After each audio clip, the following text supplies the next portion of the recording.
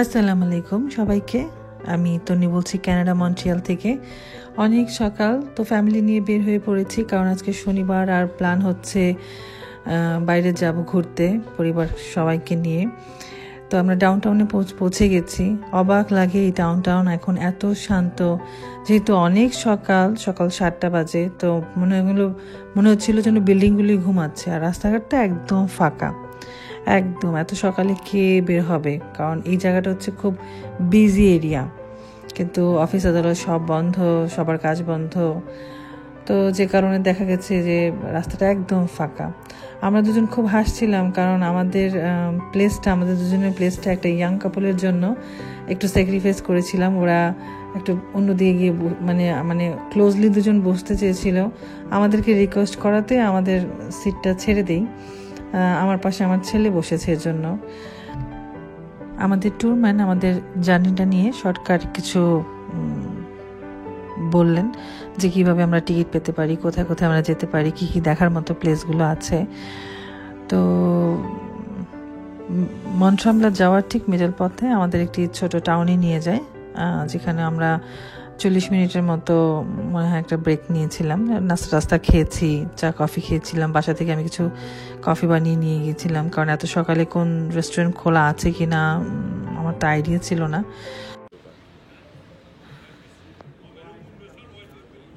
আসসালামু আলাইকুম, আমি তন্নি বলছি কানাডা মন্ট্রিয়াল থেকে। আজকে আমরা যাচ্ছি ফ্যামিলি সবাই মন্ট্রামলা, আর ঠিক হাফওয়েতে আমরা একটা স্পটে আসছি। এটার নাম কি সেন্সোভার ভিলেজ। খুবই সুন্দর, খুবই সুন্দর। আমি জাস্ট একটুখানি দেখাচ্ছি, কারণ পরে আমি ডিটেলসে আরও দেখাবো। মানে এত সুন্দর, একটা পাহাড়ের উপর নিচ করে, মানে খুব সুন্দর একটা ভিলেজ। আর এটা হচ্ছে একটা চার্চ, যেটা কানাডার one of the old church, সংরক্ষণ করে রাখে তো খুব সুন্দর করে, যে কারণে খুব সুন্দর, মানে পরিষ্কার পরিচ্ছন্ন এবং এত ওল্ড সেটা দেখলে বোঝা যায় না। আর এখানে হচ্ছে আপনার হ্যালোইন, মানে আমরা যে স্পট, এটা হচ্ছে একটা প্লাজা বলে, একটা ছোট্ট গ্রামের ছোট্ট একটা মানে প্লাজা। এখানে সব আশপাশ সব কিছু শপিং মল থেকে রেস্টুরেন্ট থেকে সব কিছু আছে। আবার এই জায়গাটা হচ্ছে ওদের একটা গেট টুগেদার স্পট আমার মনে হচ্ছে। তো এখানে হ্যালোইন সবাই একসাথে, হ্যালোইন যেহেতু এখন অক্টোবর মাস, হ্যালোইন উদযাপনটা একসাথে করবে এরা সবাই। তো প্রতিদিন সকালেই এরা সবাই একসাথে এখানে আসে, গেট টুগেদার করে, কফি টফি খায় এবং হাঁটতে যায়। দেখলাম সকালবেলা সব হাঁটতে বের হয়ে গেলো একসাথে, মহিলা লোক সবাই। তো আর একটু ঘুরে ঘুরে দেখাবো, আর ভিডিওটা তো অবশ্যই চার্জটা পুরোটা আমি ভিডিওতে দিয়ে দিব।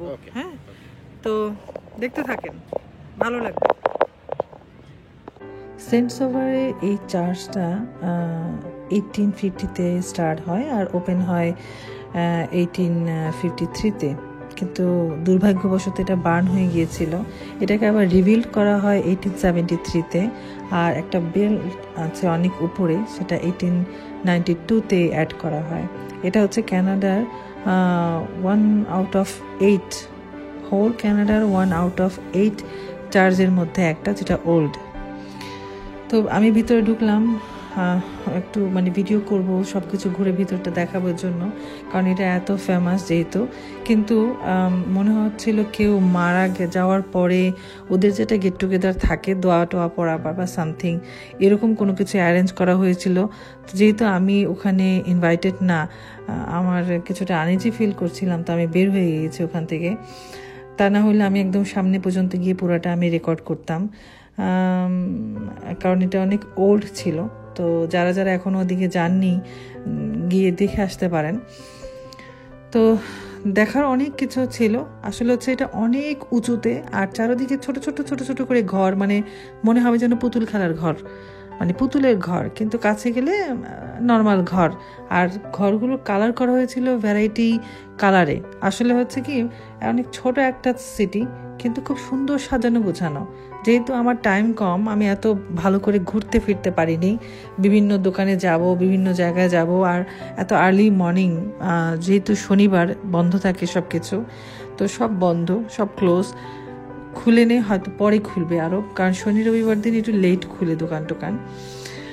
তো ঘুরে ঘুরে আমরা সব কিছু দেখে নিচ্ছিলাম, খুব ভালো লাগছিল। আর দূরে দূরে গাছের পাতাগুলো এখান থেকে বোঝা যাচ্ছিল যে চেঞ্জ।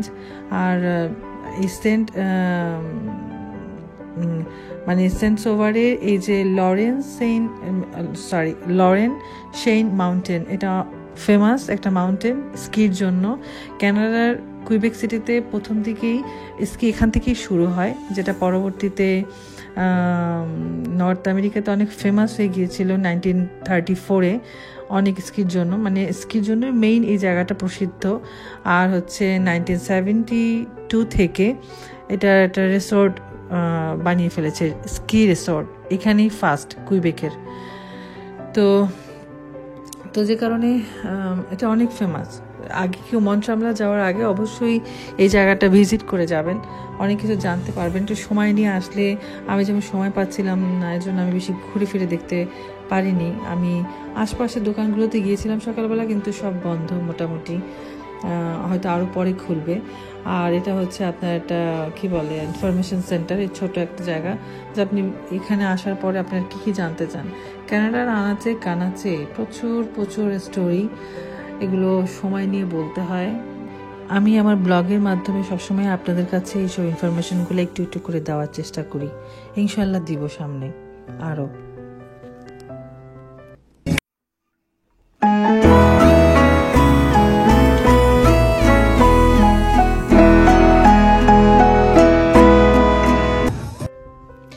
স্থানীয় অথবা দূর থেকে আসা মানুষ, পর্যটক, ওরা এভাবেই এনজয় করে। এখানে দেখেন সিটি থেকে অ্যাপেল, তারপরে কফি, হট চকলেট, এগুলো ডিস্ট্রিবিউশন করা হচ্ছে।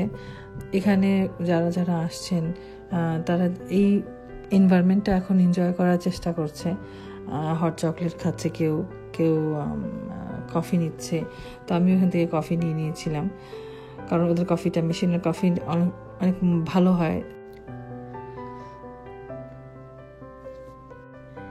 আমি আর আমার হাজব্যান্ড এক জায়গা থেকে আরেক জায়গায় যাচ্ছি, গলি পার হয়ে আর এক গলি, কারণ সুন্দর দেখার মতো জিনিস। আর সব থেকে সুন্দর জিনিস এই যেটা স্টার্ট হয়েছে, সেটা হচ্ছে পাতার কালার চেঞ্জ হওয়াটা।